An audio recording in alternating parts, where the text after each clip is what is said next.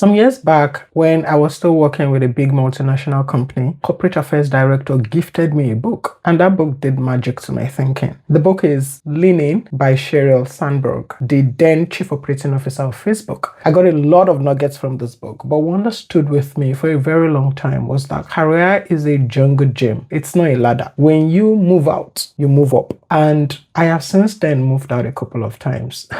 And I have moved up, both career-wise and of course financial-wise. When you move out, you get a chance to negotiate your salary again. But I also acknowledge that moving out will not be easy for everyone. So the easiest route to increasing your salary is negotiating it where you are. I was not good at this at the time, trust me. But I learned and I started demanding my worth. Today, I will give you the exact technique to negotiate a raise or a promotion without that awkwardness, that, oh, am I greedy? So let's get into it. The first one, prepare. Negotiation of any kind requires that you prepare. You gather information. Negotiation starts way before you walk into the discussion. The mistake most people make is having a meeting to demand a raise or a promotion without preparation and information. The confidence you need for that discussion comes from information, not emotion at all. Before you book that meeting with your line manager, you need to be clear on what the market, what the industry pays for your role. You can reach out to a couple of people on that role in the industry, and that's if the information is not readily available on the internet. You don't need to know the exact salary, just ask for ranges. I remember my friend YS would sometimes call me and say, Debola, how much should we be commanding at this level in our career? And we'll talk things together, comparing notes. This would give you a solid case that is built on facts. If you can, also compare with those on the same level with you in the organization where you work. This is just for information. You don't have to base your discussion on this to say, oh, X is getting. No. It's just for information. And the company may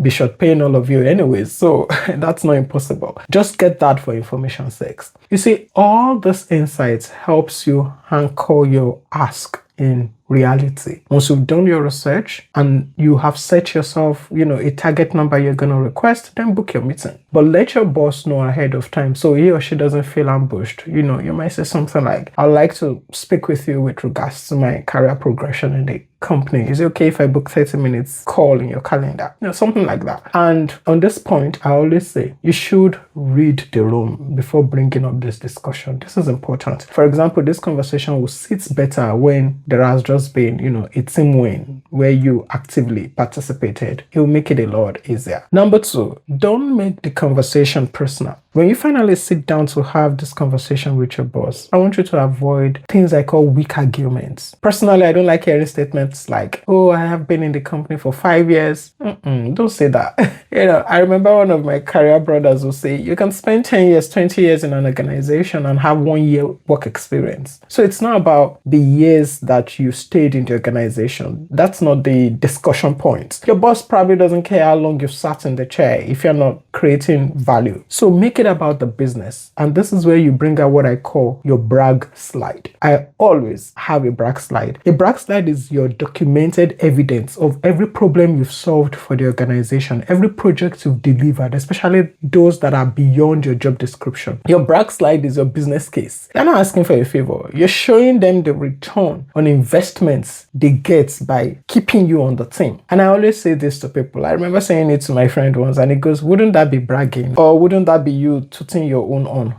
That's the point. No one is going to toot it for me. That's why it's called a brag slide. You have to have it. Organizations don't have memory. I remember someone said that to us at the time. They don't have memory. They don't keep records. You have to keep the record yourself. So number 3, make sure you anchor the discussion to the future. I hear people complain that, sometimes that, oh, I got qualified, but I wasn't promoted. Paper qualification does not demonstrate that you will do the job. It shows that you have learned how to do the job. The question is, what happens after the qualification? Can you demonstrate that you have the capacity to deliver on the next higher role? You see, a raise, and this is how I say it, a raise is not a thank you. A promotion is not a thank you for what you've done in the past. That's what a bonus is meant for. A raise or a promotion is an investment in what you're going to do next. And your brag slide is a proof that says, if I did all that, you can imagine what I would do next. The same thing for a promotion. You're stepping into higher roles, and the organization needs to be sure that you've built the capacity to deliver on that role. A sane organization wouldn't promote you doing the same job as you have always done. What's the point? So frame the conversation around how your role is evolving and the value you will continue to create. Tell them,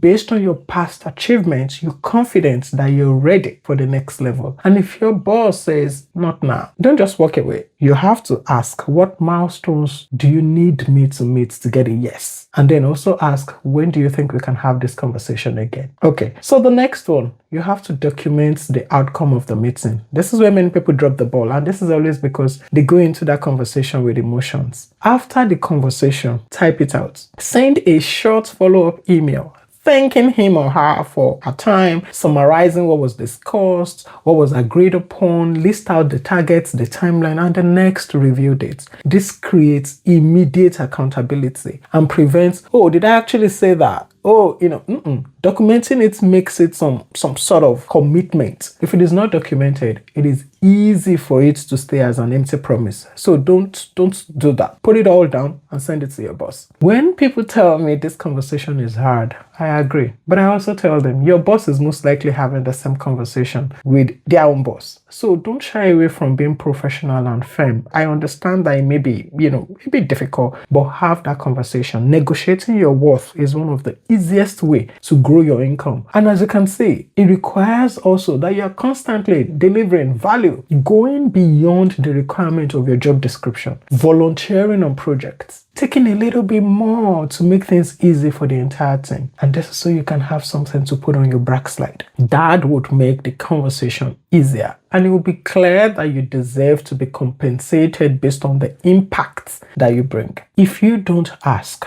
you're leaving money on the table. And the truth is, the organization is not just going to hand it over to you. If you're thinking, I would really like to do more, just that sometimes I lose enthusiasm, I have a video for you. How you can progress faster than everyone else. And I'll see you in that video.